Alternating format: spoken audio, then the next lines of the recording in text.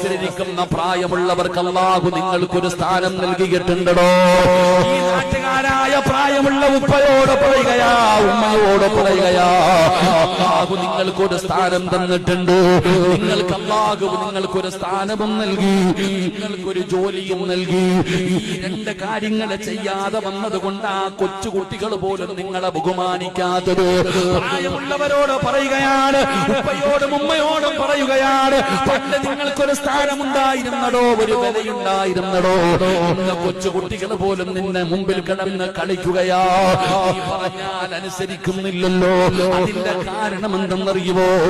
അല്ലാഹു നൽകിയ ഒരു സ്ഥാനം നിങ്ങൾ നശിപ്പിച്ചു കളഞ്ഞു. നിങ്ങൾ ഇരിക്കേണ്ട സ്ഥലത്ത് നിങ്ങൾ ഇരുന്നില്ല. നിങ്ങളോട് ചെയ്യാൻ പറഞ്ഞ കാര്യങ്ങൾ നിങ്ങൾ ചെയ്തില്ല. നിങ്ങൾ അല്ലാഹു ഏൽപ്പിച്ചിരിക്കുന്ന കാര്യം എന്തെന്നറിയുമോ? നിങ്ങളുടെ കുടുംബങ്ങളില് നിന്റെ കണ്ണിന്റെ മുമ്പിൽ ഒരു തെറ്റ് കണ്ട നീ തിരുത്തണേ എന്ന് നബി മുഹമ്മദ് മുസ്തഫ സല്ലല്ലാഹു അലൈഹി വസല്ലമ തങ്ങൾ പറയുകയാ, നിന്റെ കണ്ണിന്റെ മുമ്പിൽ ഒരു തെറ്റ് നടക്കുന്നത് കണ്ടാൽ അത് നിന്റെ മോനാകണമെന്നില്ല, നിന്റെ കുടുംബക്കാരനാകണമെന്നില്ല, നിന്റെ പൊന്നാര മകളാകണമെന്നില്ല.